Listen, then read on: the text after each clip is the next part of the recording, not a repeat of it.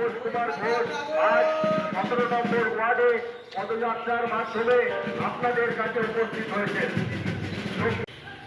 আপনারা ওদিকে চলে গেল, এদিকে যাচ্ছে তো। তাপস কুমার ঘোষকে দু হাত ধরে আশীর্বাদ করুন এবং আগামী 29 এদিকে যাচ্ছে, এটাই তো আসল রাজ। লক্ষ্মী ভান্ডার সহ মমতা বন্দ্যোপাধ্যায়ের বিভিন্ন সামাজিক প্রকল্প ও উন্নয়নের সুবিধা পেতে নমস্কার, কেমন আছেন সবাই? আমি রুবিস কিচেন ব্লগ থেকে বলছি। সবাই কেমন আছেন? অবশ্যই ভালো আছেন, আমিও ভালো আছি। আর এই দেখো, সামনে ভোট, সবাই তোমরা কম বেশি জানো।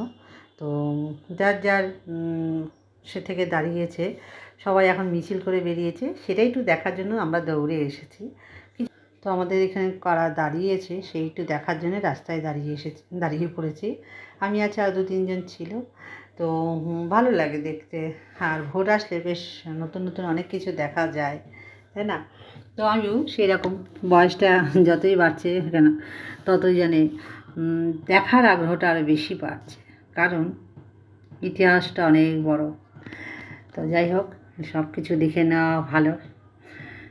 সব এই রোদের মধ্যে আমি খালি চিন্তা করছি, এই রোদের মধ্যে সবাই বেরিয়েছে, দেখ টুপি মাথায়, ছাতি খুব কম, তো নিয়ে বেরিয়েছে।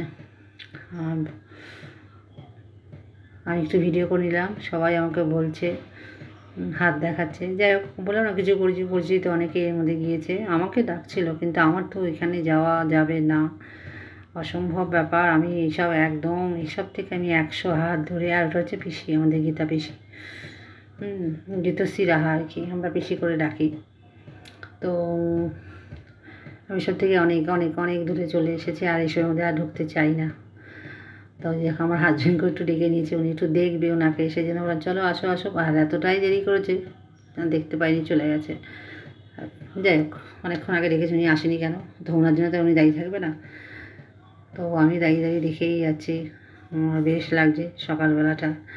আর এখনও সকালের খাবার তৈরি হয়ে গেছে। আমি তো সকালে খাবো না রুটি তরকারি কিছুই, ওর বাবারটা তৈরি করে দিয়েছে। আর আমি সকালে খেয়েছি হচ্ছে ওটস দিয়ে কলা দিয়ে খেয়ে নিয়েছি, আর ওর সাথে একটু দুধ নিয়ে নিয়েছিলাম। আর দুপুরে রান্না করব মাছ, শাক ভাজা, কিছু ডাল, এটা করার ইচ্ছে আছে।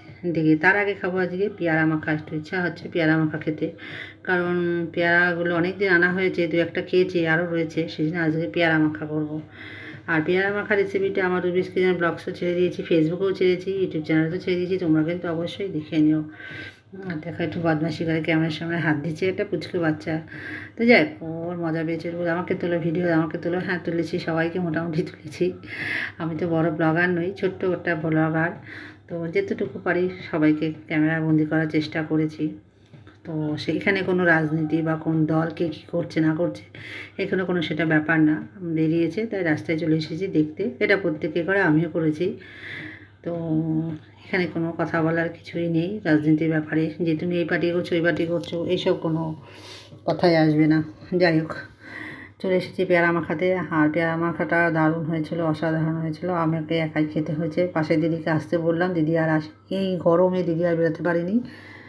তো যাই হোক, আমাকে এতগুলো পেয়ারা আমি আর হাজব্যান্ড মিলে দুজনেই খেয়ে নিলাম। পেয়ারা খেয়ে কিছুক্ষণ বসে রেখে, আর পেয়ারা মাখাটা করেছি, তার মধ্যে পেয়ারা খাওয়ার মধ্যে বিট নুন দিয়েছি, একটু ধনেপাতা, কাঁচা লঙ্কা, একটু মিষ্টি দিয়ে মেখে পেয়ারা মাখাটা করেছিলাম, আর তার সাথে একটু কাসুন্দি দিয়ে নিয়েছিলাম। তো চলে এসেছি। দুপুরে রান্নাবান্নাটা তেমন কিছু শেয়ার করতে পারিনি, কারণ প্রচণ্ড গরম, আর রান্না একদম ডবল ক্যামেরা করা আমার দ্বারা অসম্ভব হচ্ছে না। এদিকে রান্নার ক্যামেরা, এদিকে আবার ভিডিও করার ক্যামেরা। সেই জন্য কী কী খেয়েছি সেটাই তোমাদের সাথে শেয়ার করলাম। ভাত, শসা, মাছ, আজকেও পমফ্রেট মাছ করেছিলাম, পমফ্রেট মাছ আর ডাল, আর একটা বেগুন ভাজা, বেসন দিয়ে বেগুন ভাজা করেছিলাম। করে দুপুরবেলায় একটু বিশ্রাম নিয়ে তারপর আজকে গিয়েছিলাম আরেকটা বান্ধবী বাড়ি, আন্না, তোমরা তাকে সবাই চেনো, তাদের বাড়িতে আমি আর দিদি মিলে যাচ্ছি। আমাকে যেতে বলেছে। আমার কিন্তু খুব পায়ে ব্যথা, একটু সেরেছে। তো এই 5 দিন ধরে ঘরে বসা আমার দ্বারা অসম্ভব। তো চলে আসলাম আমরা, আমরা চলে এসেছি, আমি আর এই দিদি। আর হচ্ছে আমরা কী করবো, আমরা এখন 3 জন একদম ফ্রি আছি। 3 মূর্তি হয়েছি, 2 শালিক বলতো, এখন হচ্ছে আমরা হচ্ছে 3 শালিক। এই যে আমরা এখন 3 শালিক, ঠিক আছে।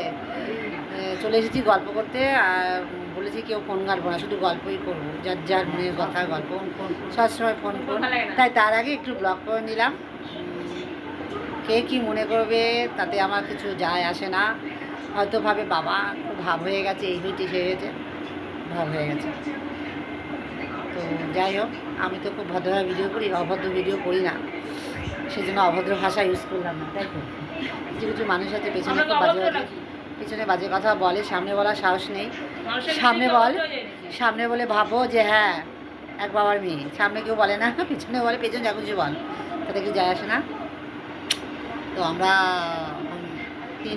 তিন বন্ধু, তবে আরেকজন আছে, এই এখন ফোন করবো, হচ্ছে সোদপুরের আমার বান্ধবী, আমার প্রিয় বান্ধবী, এখন এদের সব প্রিয় বান্ধবী হয়ে গেছে, তাকেও ফোন করবো, গল্প করবো। চলো পরে আবার কথা হবে, টাটা, সবাই টাটা করো। তো আমরা চানাদারিতে গল্প করে বাড়ি ফিরছি, এখন বাজে প্রায় 9টা, একটু ঘুরেই আসছি। আর রাস্তায় একজনের সঙ্গে দেখা হয়ে গেল, সে কথা হলো, সামনে হি হি করে আর পেছনে নিন্দে করে, তার নামটা আমি বলছি না। যাই হোক, তো দুজনে হেঁটে হেঁটে বাড়ি আসছি, আর বাড়িতে এসে বিছানাপত্র করে হাত মুখ ধুয়ে কিছুক্ষণ ফোন ঘেঁটে এডিট করে আমি শুয়ে পড়েছিলাম। আমরা আর দিদি চলে গিয়েছিলো, দিদি আর বাড়িতে ঢোকেনি, দিদি বাড়ি চলে গিয়েছিলো, আর রাতে আর খাইনি, মুড়ি দিয়ে সিঙ্গারা খেয়েছি বলে রাতে আর খাইনি। তো এই হচ্ছে আমার সারাদিনের ছোট্ট একটা ব্লগ।